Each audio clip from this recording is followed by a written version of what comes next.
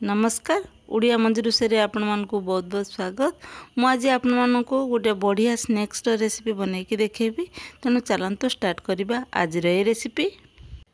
आउ ए snacks T मु सारू पत्र बनई से मु 6-7टी कौलिया देखी सारू पत्र नहीं आउ ए पत्र नेला बेले देखिए माने पाचिला पत्र हो नथिबो कि पुका हो नथिबो एमती कौलिया पत्र देखि नेबे।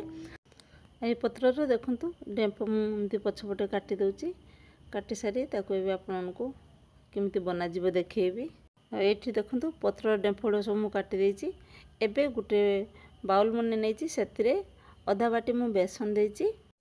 एथिरे भी स्वाद अनुसार मु हाफ चामच लुण देली, हाफ चामच टू कम हम धनिया पाउडर देली, 1/4 टीस्पून ये हलदी देली, 1/4 टीस्पून ये मु लंका गुंड देची, आउ 2-3 पिंच हम ये जुआणी मु हाथ में एमती दलिकी देदेची, आउ गोटा जीरा भी एमती मु हाथ में दलिकी देदेली, से भी अल्प टिके नहीं, आउ 1 इंच टू कम हम अदा आउ 2टा कंचा लंका ए मु छेचिकी पकईची, आउ किछि तेंतुली मु भिजेकी रखी आपको देखिले तार रस मु बाहर करके से देदेली, आउ अल्प अल्प पानी देकी या भल कर गुलेबा।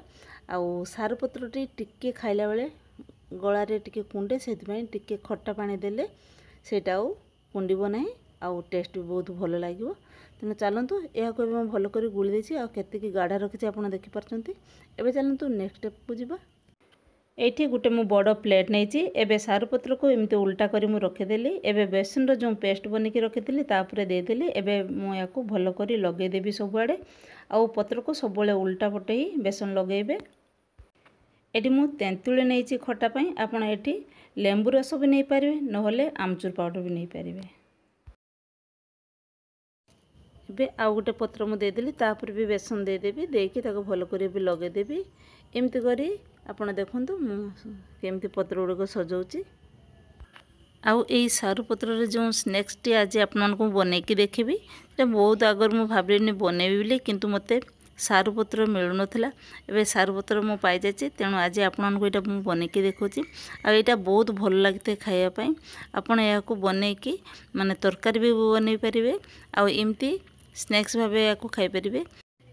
ये देखो गोटे पर गोटे पत्र मु सजाई देती एमती करी सब बेसन रो पेस्ट लगेकी मुझे करनेबी।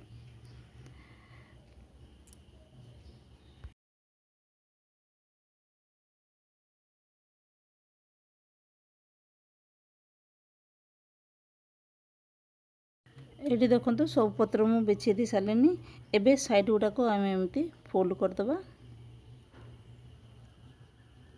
सब साइड रे एमती मु करनेबी। एमती चार पाखे मु मुड़ी देछि। एबे देखंतु याकू टाइट करी भल करी आम रोल करनबा।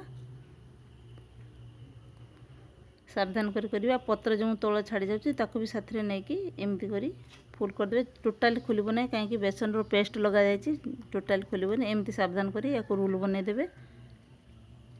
आ एठी अल्प पत्र मिलछि सेथि पई मु गुटे रोल बनै कि आपनको देखौछि। आ अधिक मिलिथिले आपनको बनै कि देखथांती एमती सेम प्रोसेस रे अधिक मिलले भी बनै थांती। आउ गोटे रोल रो बहुत स्नैक्स बनी जीवो। ये देखो गैस उपर मो 2 बाटी पानी दे गरम करने बस देती तापर गोटे जाली बर्तन दे देती तापर ये रोल को रखी देकी एबे गोटे ढांकुणी मु घोड़े देबी। एटी मीडियम फ्लेम रे मु गैस को रखिबी 10 मिनट पई।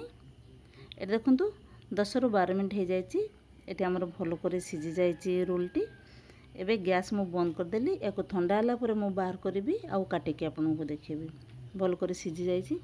एबे देखो ठंडा हो जाइए मुझे आराम से उठे देली। जदि ठंडा ही नहीं तो जो बाहर करेंगे ताले सेटा भांगी जीवो।